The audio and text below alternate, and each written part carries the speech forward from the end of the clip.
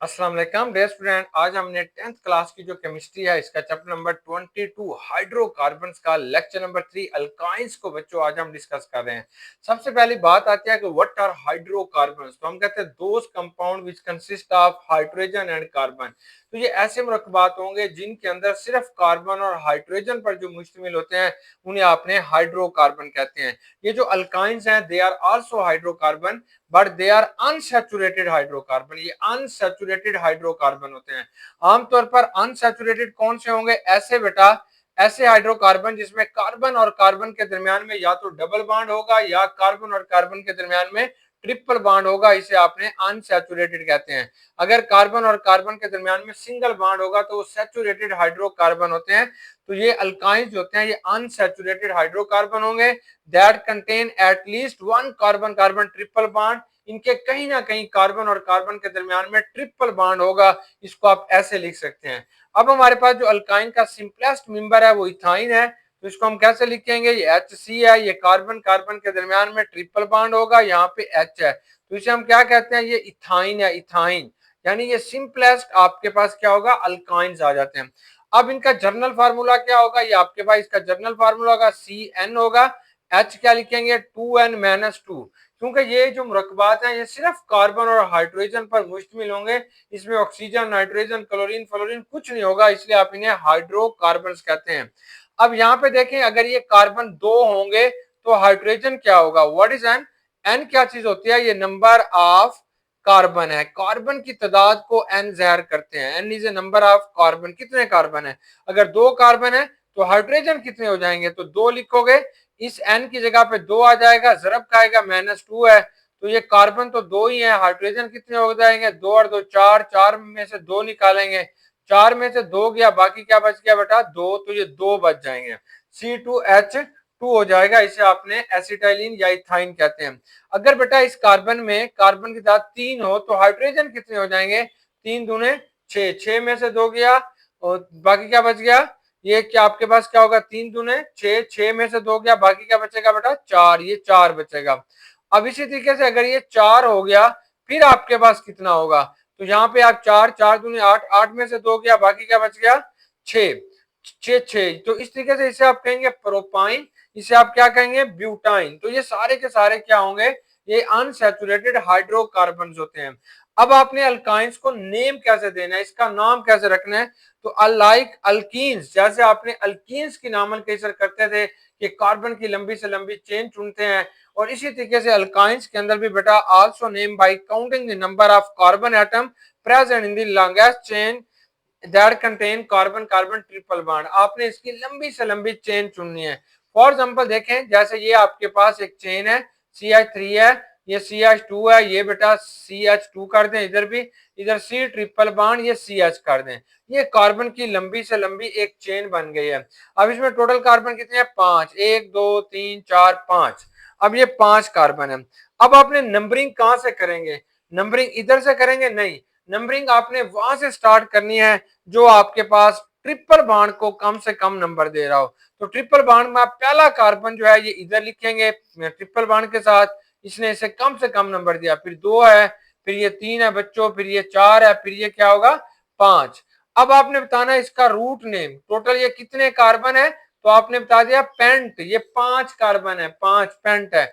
अब आपने क्या करना है? अब आपने बेटा इसका सुफिक्स बताना है। सुफिक्स से मुराद है इसमें फंक्शनल ग्रुप कौन सा है? फंक्शनल ग्रुप कौन सा? ट्रिपल बॉन्ड है। किस पोजीशन के ऊपर है? पहले के ऊपर, पहले पोजीशन लिखोगे, फिर आखिर में क्या लिखोगे? YNE, याइन। मतलब जो भी आपके पास अल्केन होगा, जो अल्केन होता है बेटा, इसका आपने क्या करते हैं? इसके AN को खत्म करके इसकी जगह पे आपने अल्काइन, ये अल्काइन बन जाता है, ये वाला लफ्ज बन जाएगा तो पेंटाइन बन जाएगा। तो याइन आपने आखिर में YNE लिख देना होता है।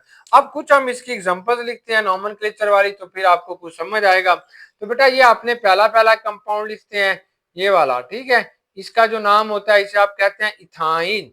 ये बेटा आपके पास जो होगा ये इथाइन कहलाएगा। That is also called acetylene. इसका जो दूसरा नाम होता है वो एसिटाइलिन होगा, ये इसका कॉमन नेम होता है।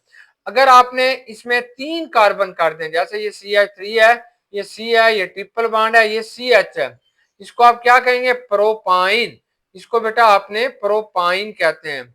अब ये जो कार्बन होता है ये 4 वैलेंसी शो करता है, इसके 4 बॉन्ड होते हैं। तो अल्काइन के अंदर क्या होगा, ये कार्बन ने इस कार्बन के साथ 3 बॉन्ड बनाए हुए हैं, 3।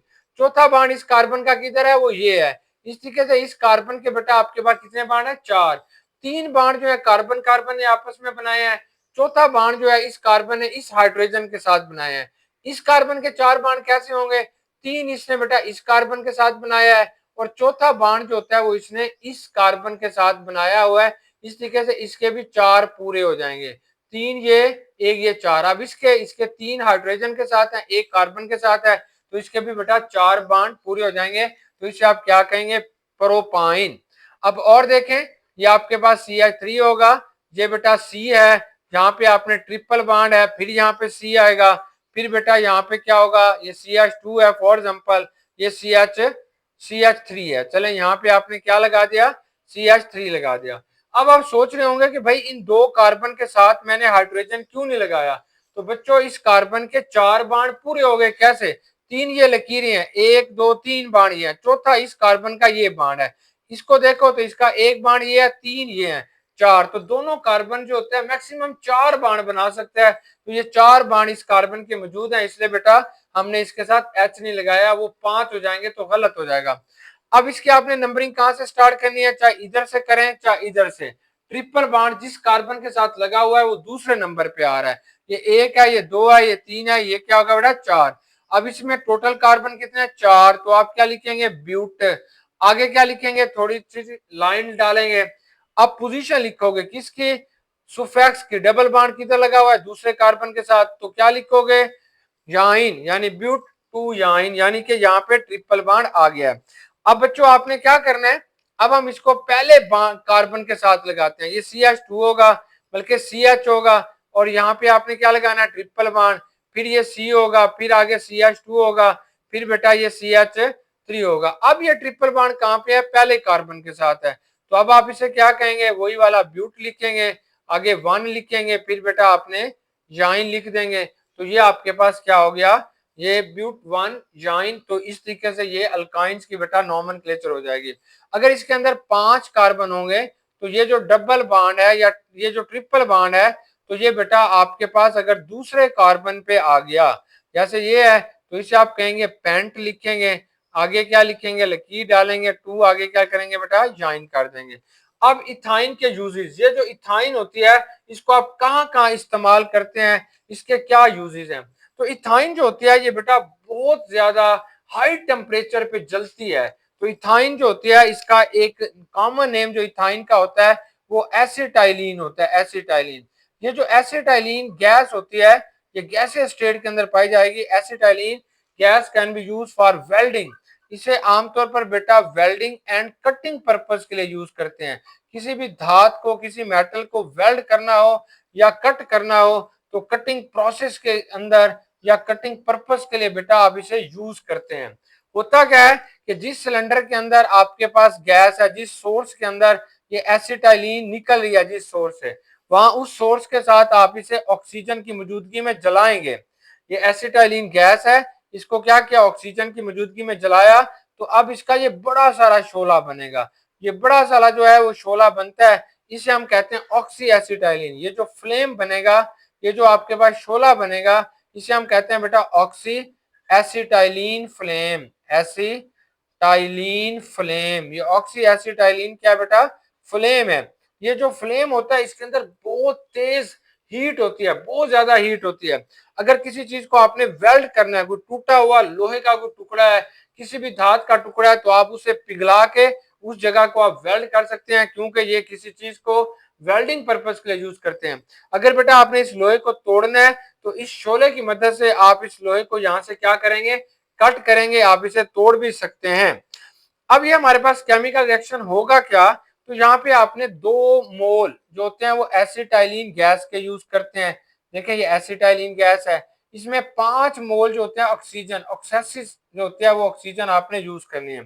तो क्या बनेंगे, तो ये बेटा 2 मोल जो है वो कार्बन डाइऑक्साइड के बनेंगे, और 4 मोल जो होते हैं आपके पास किसके बनेंगे, 3 4 मोल जो होते हैं, ये कार्बन कितने बेटा, दो, दो को दो से तरफ दोगे 4, तो ये 4 आपके पास कार्बन डाइऑक्साइड बनेगा, 4 कार्बन डाइऑक्साइड। हाइड्रोजन कितना बनेगा, 2 और 2 4, ये 4 बनते हैं। यहाँ पे जो हाइड्रोजन है हमारे पास, वो टोटल हाइड्रोजन की जो मिकदार बेटा आपके पास आ जाती है वो 4 होते हैं। अब 4 को जब आपने इसके साथ ऑक्सीजन के साथ जलाते हैं तो ये 2H2O बनेगा, यानी 2 दूने 4 हो गया।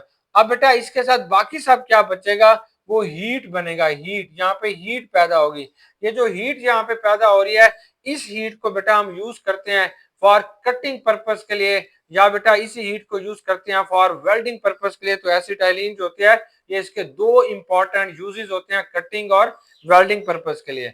अब एसिटाइलिन का एक बहुत अहम यूज होता है राइपनिंग ऑफ फ्रूट। आमतौर पर ऐसे फ्रूट, आमतौर पर बेटा ऐसे फ्रूट जो दरख्त के ऊपर नहीं पकते, इन फ्रूट को आर्टिफिशियल तरीके से राइप किया जाता है, आर्टिफिशियल तरीके से इन्हें पकाया जाता है, आर्टिफिशियल मेथड यूज किया जाता है फॉर राइपनिंग ऑफ फ्रूट्स के लिए। फॉर एग्जांपल जैसे आम होते हैं, मैंगो होते हैं, मैंगो अगर दरख्त के ऊपर पके तो ये फट जाते हैं, यानी इसकी जिल्द फट जाती है, मजेदार नहीं बनते। तो मैंगो को क्या करते हैं, ये जो ग्रीन कलर का मैंगो होगा, अभी सब्ज रंग का जो मैंगो होगा, इसको दरख्त से बेटा तोड़ दिया जाता है, फिर इसकी पेटियां बनाई जाती हैं। इन पेटियों के अंदर इन मैंगो को, इन फ्रूट्स को आपने रख देना है। फिर क्या रखेंगे, एक छोटी सी अखबार का टुकड़ा लेके इस टुकड़े के अंदर कैल्शियम कार्बाइड, कैल्शियम कार्बाइड रखते हैं। ये कैल्शियम कार्बाइड क्या करता है, हवा से यानी एयर से नमी को जज़ब करता है। जब नमी को ये जज़ब करेगा तो यहाँ पे केमिकल रिएक्शन होगा, इसके नतीजे में एसिटाइलिन गैस बनेगी। ये जो एसिटाइलिन गैस है वो इसको राइपनिंग करने में मदद देगी, इसका कलर चेंज करेगी, इसके अंदर मिठास पैदा करेगी, और इस तरीके से ये आपके पास क्या हो जाएगा, पक जाएगा। अब ये फार्मूला यहाँ पे रिएक्शन क्या होगा, ये कैल्शियम कार्बोनेट है। ये क्या चीज है बेटा, कैल्शियम कार्बोनेट है। जब आप इसको जलाते हैं, जब इसको क्या करेंगे, कैल्शियम कार्बोनेट का रिएक्शन करेंगे, किसके साथ, कैल्शियम वाटर के साथ, यानी ये नमी को अब्सॉर्ब करेगा। कैल्शियम कार्बोनेट सॉरी क्या करेगा, ये हवा के अंदर मौजूद नमी को अब्सॉर्ब करता है, तो क्या बनाएगा, ये चूना बनाएगा, चूने का पानी, लाइम वाटर बनाएगा, और साथ क्या होगा, ये एसिटाइलिन गैस होती है C2H6 और C2H2, सॉरी बेटा C2H2, इसे हम क्या कहते हैं, एसिटाइलिन। ये जो एसिटाइलिन होती है, ये ग्रीन फ्रूट्स को राइप करने में मदद देती है, उसको खूबसूरत कलर देती है, उसको पकाती है, तो इस तरीके से आप कहते हैं ये राइपनिंग में मदद करती है। लेकिन यहाँ पे एक हमारे पास एक प्रॉब्लम आता है, डिड यू नो के अंदर हमें ये बताया जा रहा है, डिड यू नो कि अगर आप इस तरीके से, मतलब कैल्शियम कार्बाइड को अगर पानी से रिएक्शन करा के आपने एसिटाइलिन को बनाते हैं, तो ये जो एसिटाइलिन होती है ये बहुत ज्यादा प्रॉब्लम पैदा करती है इन्वायरमेंट के अंदर।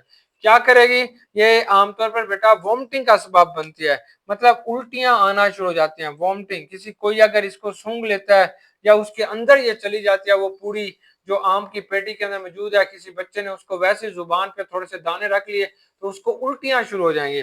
जब उल्टियां शुरू हो जाती हैं, अगर ये स्किन के अंदर लग गई, मतलब हाथ के ऊपर, जिल्द के ऊपर लग गई, तो ये स्किन अल्सर का सबब बनती है। अल्सर का मतलब है उस जगह को ये खराब कर देती है, डैमेज कर देती है। इसलिए आमतौर पर ये जो कैल्शियम कार्बाइड है, इसको राइपनिंग पर्पस के लिए यूज करना प्रोहिबिटेड होता है। ये एक किस्म का गुनाह होता है, ये कानूनी तौर पर ठीक नहीं होता, और कानून कहता है कि आपने कैल्शियम कार्बाइड को राइपनिंग पर्पस के लिए यूज नहीं करना। हमारे पास जो इथाइन है वो भी राइपनिंग पर्पस के लिए, जो इथीन थी बेटा इससे पहले आपने पढ़ा था एथिलीन, ये जो एथिलीन होती है it is also use for ripening purpose. ये जो एथिलीन होता है ये भी फ्रूट्स को बेटा राइप करती है, उसको पकाने में मदद देती है, लेकिन ये कुदरत पैदा करती है, यानी फल के अंदर कुदरती तौर पर ये पैदा होता है। अगर सेब है तो उसके अंदर कुदरती तौर पर एथिलीन जो होगी वो पैदा होगी, और फिर उसको एक खूबसूरत लाल कलर देगी, उसको पकाएगी। लेकिन ये जो एसिटाइलिन होती है इसे हम आर्टिफिशियल तरीके से बनाते हैं, ताकि हम किसी भी फ्रूट को जो सब्ज रंग का होता है उसको उसका एक्चुअल कलर दिया जा सके। तो ये राइपनिंग में बेटा आमतौर पर इस्तेमाल होती है। डियर स्टूडेंट, आज की डिस्कशन आपको समझ आ गई होगी। अल्लाह हाफिज बेटा, अल्लाह हाफिज।